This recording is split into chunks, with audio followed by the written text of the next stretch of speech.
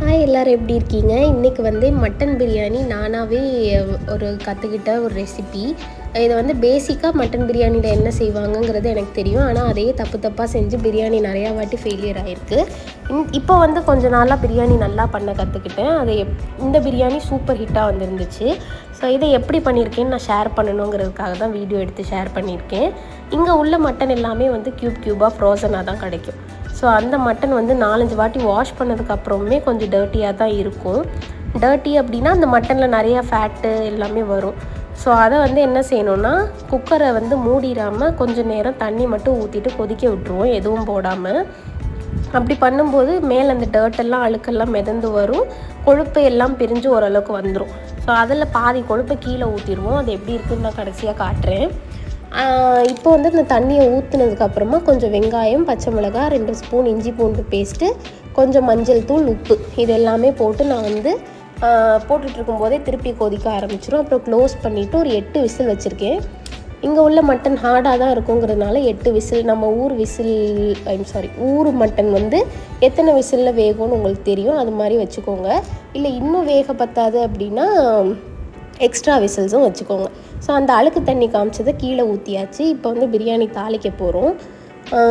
எல்லா திங்ஸும் எடுத்து ரெடியாக வச்சுட்டேன். இப்போ வந்து நெய் போட்டுட்டு எண்ணெய் ஊற்றிட்டு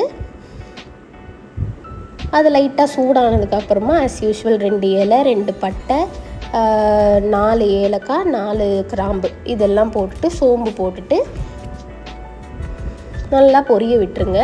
இது நான் செய்கிற பிரியாணி வந்து ஆளாக்கு கிடையாது, கப்பு 5 கப்பு பிரியாணி அரிசிக்கு வந்து நான் இத்தனை ஏலக்காய் கிராம்பெல்லாம் உங்களுக்கு சொல்கிறேன். இதோட வந்து கருவேப்பிலை பொரிஞ்சதுக்கப்புறம் நான் ஃபஸ்ட்டு எண்ணெய் நிறையா இருக்கும்போதே வெங்காயத்தை நல்லா ப்ரௌனாக வதக்கிடணும்னு ஃபஸ்ட்டு வெங்காயம் போட்டுட்டேன். வெங்காயம் போட்டு இந்த அரைகுறையாக கிளாஸ் மாதிரி வரும்போதெல்லாம் வேறு பொருள் ஆட் பண்ணக்கூடாது. நல்லா ப்ரௌனாக வெங்காயம் வந்து கேரமலைஸ் ஆகிற ஸ்டேஜில் வெந்துடணும். ஸோ அது மாதிரி வேகிறதுக்கு எப்படியும் 6 to 7 மினிட்ஸ் நம்ம ஹையில் வச்சு செய்யும்போதே எடுக்குது. அந்த மாதிரி நல்லா வெந்ததுக்கு அப்புறமா தான் பச்சை மிளகா போடுறேன். ஸோ அந்த வெங்காயத்தை பாருங்கள் எப்படி ப்ரௌனாக ஆகி வந்திருக்குன்னு. கருகுதுன்னு நினைக்க வேணாம், அதுதான் ஃப்ளேவரே கொடுக்குது. நல்லா இருந்தது. பச்சை மிளகா ஈஸியாக வெந்துடும். அதனால் அது கூடவே நான் புதினா அதெல்லாம் போட்டாச்சு. புதினா, இஞ்சி பூண்டு பேஸ்ட்டும் அதிலே போட்டுட்டேன்.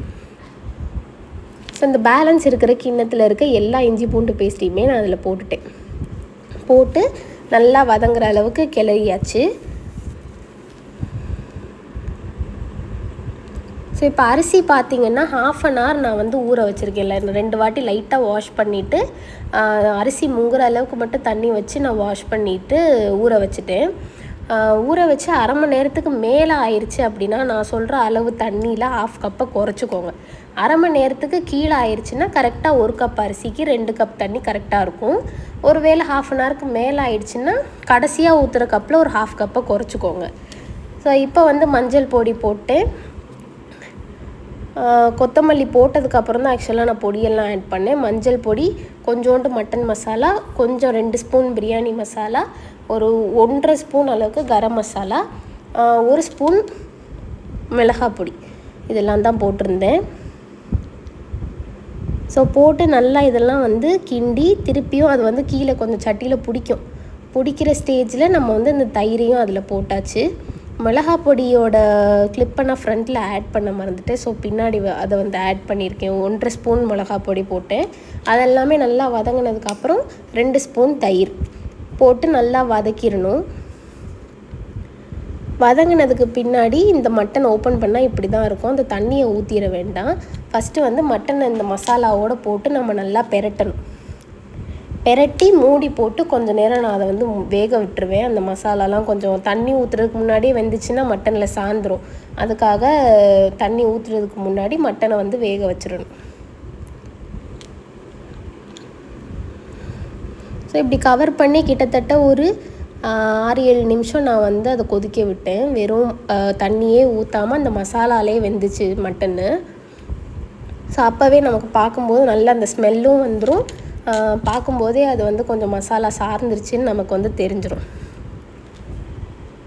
ஸோ மிளகா பொடியோட அளவு இங்கே பார்த்துக்கோங்க. 1.5 ஸ்பூன் மிளகா பொடி போட்டேன், அவ்வளோதான். ஏன்னா நம்ம பச்சை மிளகாவில் தான் பிரியாணி வந்து காரம் ஏறணும், மற்றதெல்லாம் வந்து ஜஸ்ட்டு ஃப்ளேவருக்காக மட்டும்தான்.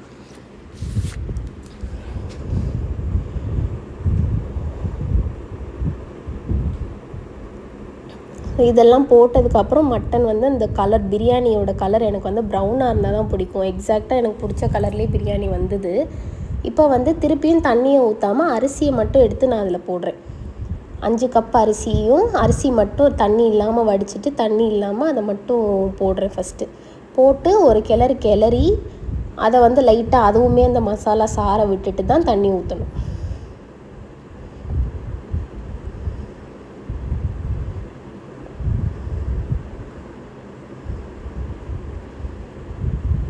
அந்த மட்டன் வேக வச்ச தண்ணியை வேஸ்ட் பண்ணாமல் ஃபஸ்ட்டு அதை அளந்து ஊற்றிட்டு, அதுக்கப்புறம் அரிசி ஊற வச்ச தண்ணியும் வேஸ்ட் பண்ணாமல் அதையுமே அளந்து ஊற்றிடுவேன்.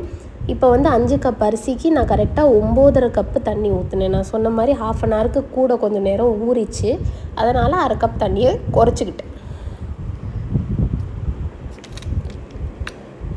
ஸோ இந்த 2 தண்ணியும் ஊற்றுனதுக்கு அப்புறம் தான் நான் வந்து பத்தலைன்னா நார்மல் வாட்டரை வந்து ஊற்றுவேன், இல்லைன்னா ஊற்ற மாட்டேன். ஸோ ஃபஸ்ட்டு மட்டன் தண்ணி ஊற்றிடுங்க, அப்புறம் வந்து அரிசி ஊற வச்ச தண்ணி ஊற்றிடுங்க. அப்புறம் இது இந்த மாதிரி கொதித்து வரும்போது என்ன அப்படி ட்ரிக்கு அப்படின்னா, அந்த பிரியாணி அரிசி உள்ளே போட்டிருக்கோம்ல, அதுவும் அந்த வாட்டர் லெவலும் ஈக்குவலாக இருக்கணும். அதாவது அரிசி வந்து எப்போ தம் போடுறதுன்னு தெரியாது அப்படின்னா, அரிசி வந்து தண்ணியோட லெவலுக்கு வெந்துடணும். அதுக்கப்புறமா தக்காளியை மேலே இந்த மாதிரி, ஒரே ஒரு தக்காளி தான், அது தக்காளி போடலைனாலும் பிரச்சனை இல்லை. ஸோ அந்த தக்காளி மேலாப்பில் போட்டு கொத்தமல்லியும் அப்படியே போட்டு, இப்போ நான் ஸ்டவ்வை ஆஃப் பண்ணி தான் வச்சுருக்கேன். ஆஃப் பண்ணி இதை போட்டுட்டு தம்மில் போட்டேன். எவ்வளோ நேரம் அப்படின்னா 20 மினிட்ஸ் போட்டேன். 20 மினிட்ஸ் 170 டிகிரி செல்சியஸில் வச்சு போட்டிருக்கேன். நீங்கள் வந்து அவன் இல்லை அப்படின்னா தோசைக்கல் மேலே வச்சு கூட தம் போடலாம். ஸோ ஓப்பன் பண்ணோன்னே சூப்பராக வந்துருந்துச்சு. பார்த்துட்டு எனக்கே ரொம்ப ஹாப்பி, நம்ம இவ்வளோ தூரம் பிரியாணி நல்லா பண்ணியிருக்கோன்னு. எனக்கு பிடிச்ச கலரில் பிரியாணி, எனக்கு வந்து பிரியாணி ஆரஞ்சு கலர், ஒயிட் கலர்லலாம் இருந்தால் பிடிக்காது, இந்த மாதிரி ப்ரௌனிஷாக இருந்தால் தான் பிடிக்கும். ஸோ அதே மாதிரி சூப்பராக வந்துருந்தது. ரைஸுக்கு உப்பு போட்டது நான் எத்தனை ஸ்பூன் போட்டேன்னா 3 ஸ்பூன் கல் உப்பு போட்டிருக்கேன். ஸோ அது கொஞ்சம் கம்மி பண்ணி உங்களுக்கு ஏற்ற மாதிரியும், கூட வேணுன்னா கூடவும் போட்டுக்கோங்க. ஸோ இதுதான் உப்போட அளவு. ஃபைனலாக வந்து பிரியாணி இப்படி தான் இருந்துச்சு. நல்லா விரையாக, ரொம்ப குழையாமல் கரெக்டாக வெந்து சூப்பராக இருந்தது. ஸோ ட்ரை பண்ணிவிட்டு கண்டிப்பாக எப்படி இருக்குன்னு ஷேர் பண்ணுங்கள். அப்போ தான் நம்ம சமைக்கிறது மற்றவங்க செய்யும்போது எப்படி இருக்குன்னு எனக்கு தெரியும். ப்ளஸ் வேறு ஏதாவது வீடியோ வேணுன்னா சொல்லுங்கள். Bye by.